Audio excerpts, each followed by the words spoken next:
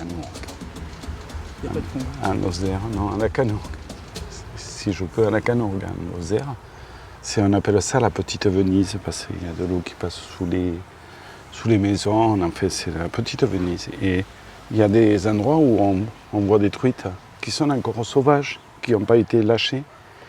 Et qui sont interdites de pêche. Qui sont interdites, surtout interdites de pêche. Ouais. Et on les voit comment elles sont positionnées, stratégiquement, comment elles se positionnent. Celle qui paraît être la plus ancienne, elle est devant, les autres sont derrière. Après, la flore, et bien, surtout le genêt de Lozère. Ça, si je parle de la Lozère, c'est surtout il faut y aller au mois de mai, juin. Parce qu'il y a le genêt qui est en fleurs. Et puis mais voilà, on retrouve on cherche le terme des arbres les plus communs, c'est les frênes, le hêtre. Et puis ce sont des forêts primaires encore. Alors oui, beaucoup du pin qui a été dans les années 60, qui a été planté dans les forêts domaniales de l'État. Du coup, la Lozère, en fait, il y a le Lot qui passe. Oui. Okay. Et pas qu'il passe. Il prend sa source à Goulet. Au Blémard. Oui, au-dessus, mais le petit nom. C'est comment le petit nom? Goudet. En fait, il y a un problème avec l'eau en Lozère, puisque l'eau était toujours un souci de...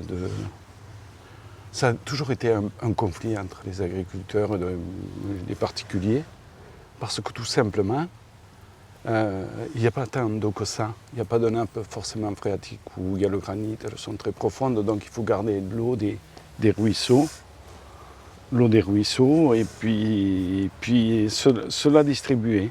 Donc c'était source de conflit parce que certains en prenaient plus que d'autres. Et depuis la nuit des temps. Il n'y a pas sur Cassanel des éléments sur la source? Non. Et vous personnellement, vous la buvez, l'eau de la source? Oui. Vous y allez de temps en temps pour en récupérer? Il fut un temps où on y allait pratiquement tous les jours. Ok. Parce qu'on était 5 personnes à la maison.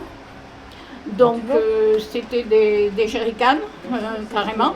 Ah oui. Oui. Mon mari qui était... mais prenez un siège, vous aussi, c'est pas confortable votre position, écoutez.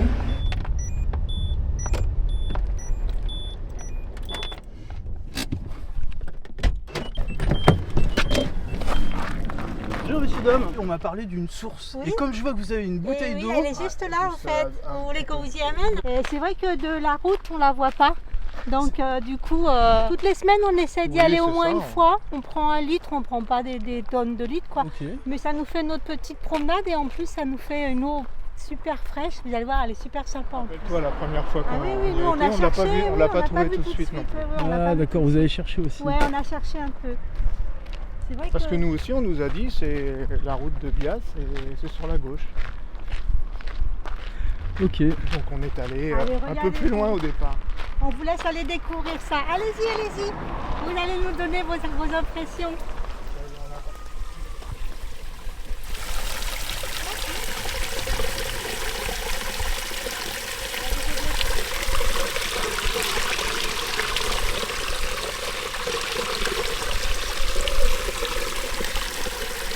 Ouais, elle est plutôt bonne, hein. Ça c'est cool.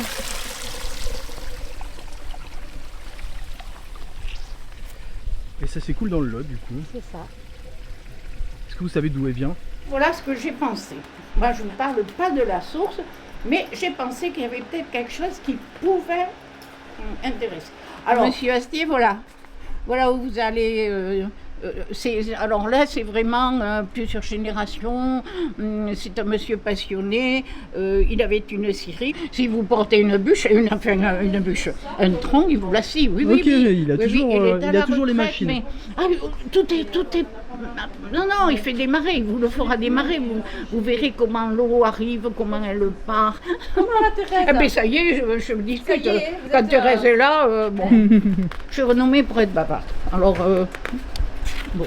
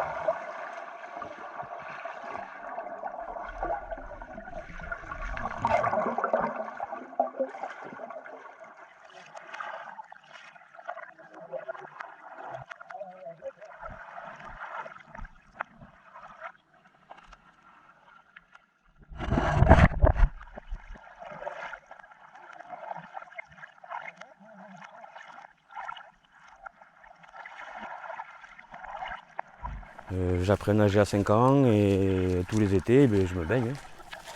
Ça, franchement, c'est même une passion. C'est vrai que j'adore ça. Que ce soit même à l'océan ou dans des lacs. Dès que je vois un point d'eau, je suis obligé de me baigner.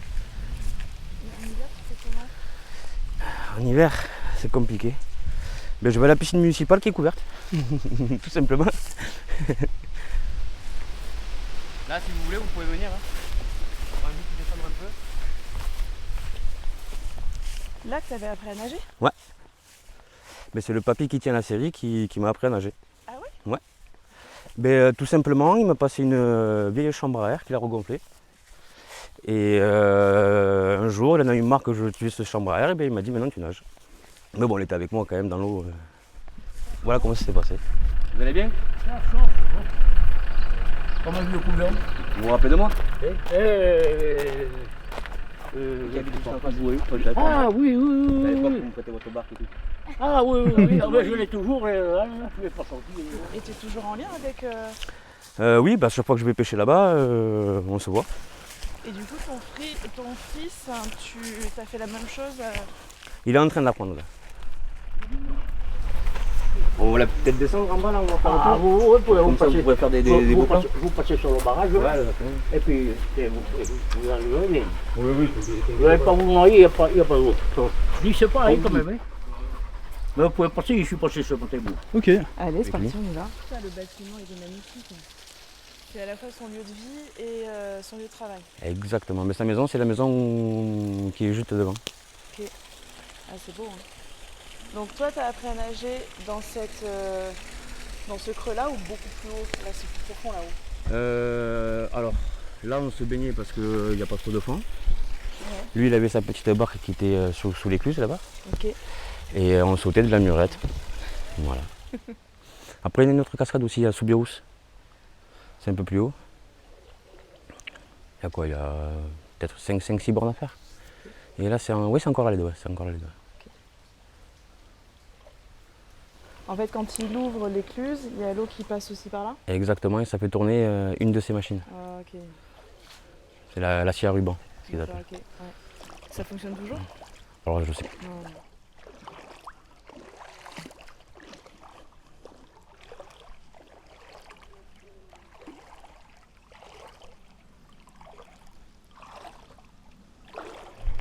Oh, moi, j'ai été appelé menuisier. Et quand je suis revenu à l'armée en 68, qu'en faire? J'ai travaillé mon père et j'ai pris la série. Donc votre père était scieur? Oui, un menuisier aussi. Oh. Ah, un menuisier aussi. Oui, menuisier aussi. Menuisier charpentier. Mais on s'est mis dans le sillage au bois. Et oui, le moteur, la pensionnaire aussi. Et alors, on va passer les jours pas qu'ils s'enfument, hein. Un diesel, oui. Ok. 30 chevaux, 33 chevaux. Alors il fallait que je monte cette courroie là-haut. Donc ça c'est le diesel qui remplace le moulin quand il n'y a plus d'eau. Et voilà, c'est ça. Alors pour ça. Et alors moi j'ai monté un moteur électrique. Comme je ne me sers que de cette machine maintenant, c'est plus pratique pour moi. Ouais. Ouais.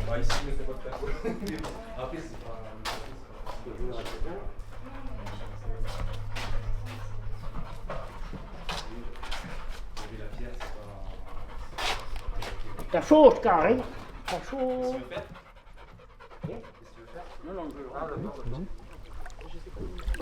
C'est quand même fascinant parce qu'il y a plein de coquillages qui ressemblent à des coques. La coquille, elle est blanche en fait, c'est ça? Ou c'est vraiment... Ouais.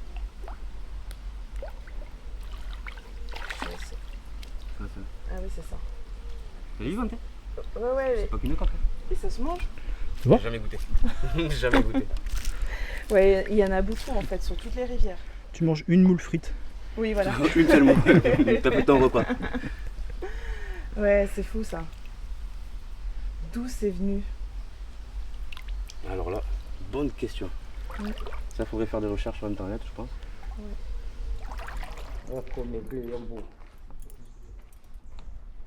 On nous a dit qu'il y avait une source pas loin. Il y a une source là-bas, ouais, puis après Ah oui, mais moi j'allais là. Ouais, vous Vous avez les le cressonnières, dans tous les moulins, Ah, il y les avait un cressonnières. vivier.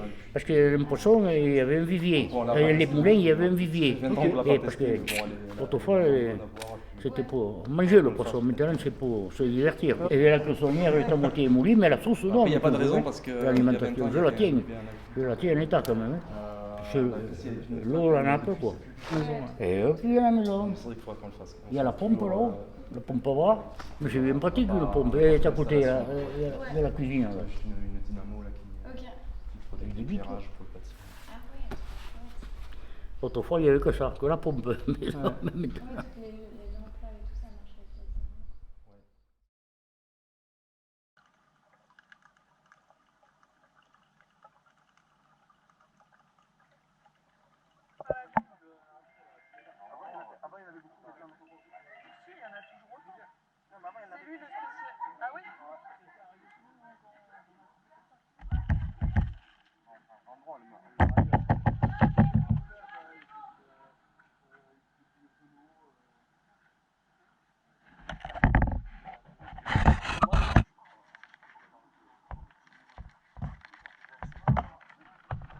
Non, on repart demain en fait. Ouais. Comment Là, on vient au gîte.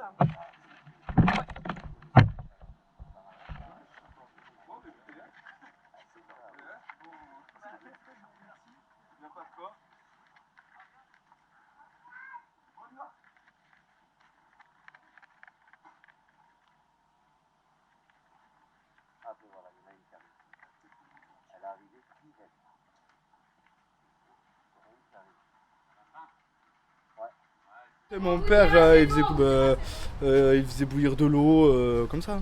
Ok. Il faisait bouillir de l'eau et il les mettait, il les lavait, etc. Il faisait bouillir de l'eau. Après, moi, j'aimais pas. Les Toi, crédits, t'en manges pas? Ah non, je supportais pas. Là, ce qui est pris de mer et tout, j'aime pas trop. Mais ouais, les crédits, je mangeais pas. Mais ouais, tout le temps, tout le temps. Il les décortique les unes après les autres. Ouais, c'est ça, ouais. Comme les crevettes, quoi. Mais mon père, tout le temps, depuis qu'on est petit, c'était ça. C'était pêche à ça. Après, on prenait aussi des têtes de poisson, des trucs. On mettait de tout. Ouais, tu mets un truc qui vient de bouffer et tu les enfermes dans la cage. Quoi. Moi j'habitais au bord de la Lot, on mettait, on laissait quoi, une demi-heure, on revenait, c'était une invasion. En plus des gros ça des fois. Des poids, des énormes et tout, je me rappelle. On repart demain en fait. Et je trouve que d'année en année, il y en a moins. Ah ouais? Ouais, moi quand j'étais petit, il y en avait énormément. Ouais, il y en a moins.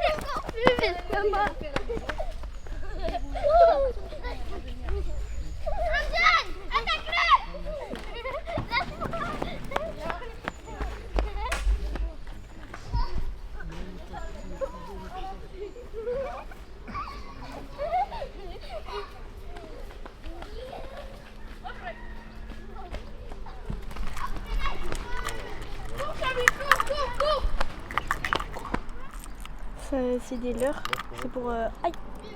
Celui-ci c'est pour le black. Vous pouvez pêcher plusieurs poissons, mais moi je vais essayer de pêcher le black en ce moment. Ça mord bien donc on va essayer.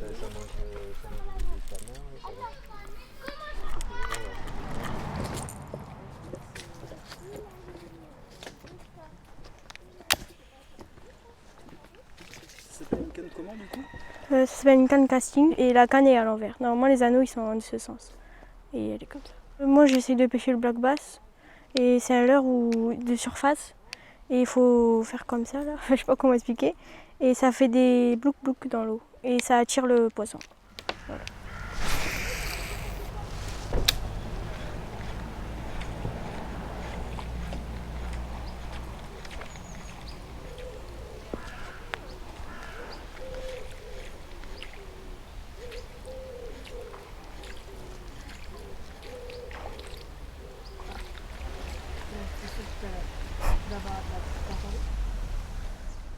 Pour le régler, je clique là-dessus.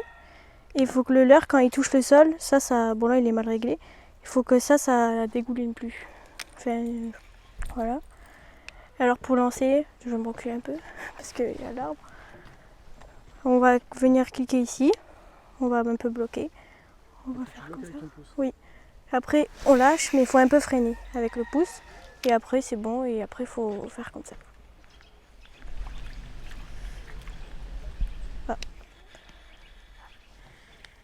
Oh purée, là je me suis accrochée.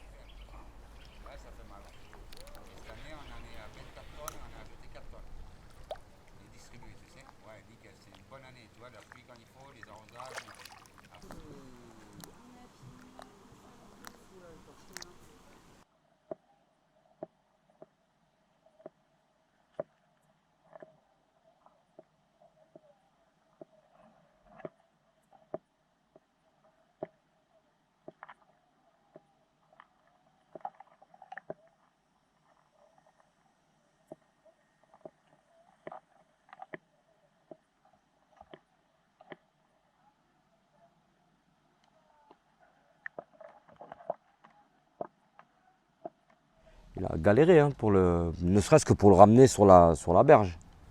Il était très très dur. Et j'étais rentré de Paris en vacances chez mes parents. Et en fait, mon père arrive en voiture et nous dit « Venez voir ce que j'ai pris ». Et nous, on s'attendait à voir un brochet, un cendre, tu vois, un truc comme ça. Et en fait, il ouvre le coffre de la voiture et t'avais ce monstre-là que je vous ai montré. Et là, j'étais moi impressionné parce que c'était la première fois que j'en voyais en vrai. Je l'avais vu dans les reportages, mais jamais en vrai. Et c'était franchement très très très impressionnant. Quand j'étais gamin, on avait fait des cours de journalisme avec une journaliste qui venait à une association qu'on avait quand on était gamin, une espèce de centre de loisirs, et qui nous donnait des cours de journalisme. Et cette dame, j'ai gardé contact avec elle depuis petit, on se croise encore aujourd'hui. Donc je l'avais appelée, elle est venue et elle-même était très impressionnée par la prise de mon père. Et elle a pris en photo et grâce à cet article, mon père a eu droit à une coupe parce que c'était lui qui avait le record à l'époque du plus gros poisson dans le Casneois et un bon de réduction dans un magasin de pêche. Donc c'était bien pour la petite anecdote. Tu vois, mon père était content. Il avait son petit article, une coupe et puis un bon de réduction. Bon, après il s'en foutait de ça, c'était le plaisir, lui c'est le plaisir d'aller pêcher, quoi.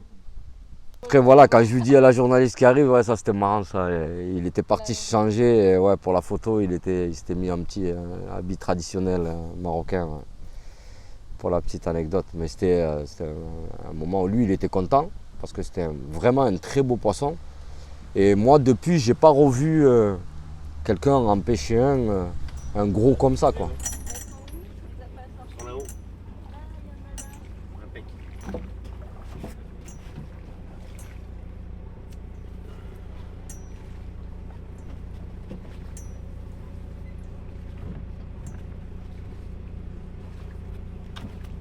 Alors, hop, un tour, et après une boucle comme ça avec le truc en dessous. Ça bloque tout seul.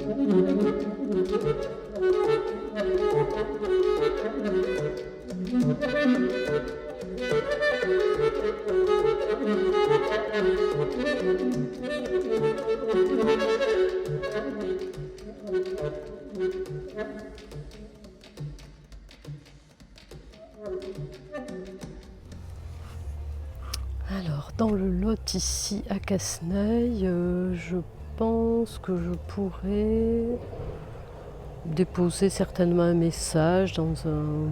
C'est très banal hein, ce que je te dis, dans une bouteille, ou, voilà, ou un poème peut-être, pourquoi pas. Non, un poème que j'aurais écrit.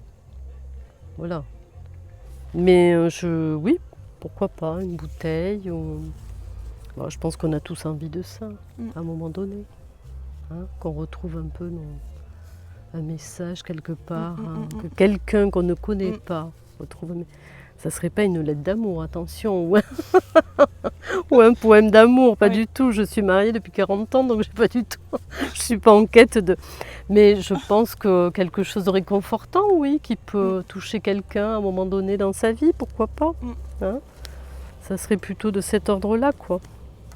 Quand j'étais enfant, voilà, donc on investissait, comme je te le disais, les ruisseaux, les mares, les cours d'eau autour de chez mes grands-parents. Quand je dis on investissait avec la fratrie, les cousins, les amis, les copains, voilà. À l'insu de nos parents, parce qu'on était quand même jeunes, même si on savait nager, il y avait quand même quelques dangers parfois. Et voilà, on jouait énormément, on sautait, on montait sur les arbres, on plongeait. Et d'autre part, c'était vraiment l'endroit qu'on investissait. Pourquoi ? Parce qu'il y avait un sentiment de liberté absolue. Voilà. Puis il y avait cette sensation quand même, ce rapport à l'eau et à la nature. Donc c'était un très bel endroit un peu caché aussi, des regards. Voilà. Donc où tout était possible. Et je garde un souvenir quand même très précieux de ces moments passés au bord du ruisseau. Voilà, c'est le pont. Je vous ai emmené à ce pont ici à Casseneuil parce que c'est un endroit où je suis beaucoup allée. Là où j'ai sauté pour la première fois ici, je devais avoir 4 ans. Je sautais avec des gilets de la base nautique qui est juste là-bas. Et au fur et à mesure du temps, j'ai appris à nager et tout ça. Un jour, je crois, la barrière, je ne sais plus ce qui s'était passé, elle était tordue un peu. Je ne sais plus tout ce qui s'était passé. Et il y a des gens qui sont arrivés et qui l'ont coupé, la barrière, les 3 barrières. Et en fait, le truc, c'est qu'on pouvait courir et sauter, du coup, on pouvait faire plusieurs figures. Du coup, on pouvait tenter des saltos comme ça, plein de trucs comme ça. Sauf que là, il n'y a pas longtemps, et bien, du coup, ils ont soudé la barrière et ils l'ont cadenassée et tout. Et du coup, maintenant, on ne peut plus la retirer. Qu'est-ce que t'en penses, toi? On avait un délire quand on sautait comme ça. Moi, à un certain moment, je venais ici juste parce qu'il y avait ça, du coup. Maintenant, vu qu'il y avait coupé les barrières, c'était encore plus mieux pour réussir des figures et tout. Et ça changeait d'avant. Parce que même s'il y avait cette barrière-là coupée, il y avait les autres, on pouvait sauter des autres aussi, donc on pouvait faire les deux à la fois. Et ça rappelle beaucoup de bons souvenirs ici.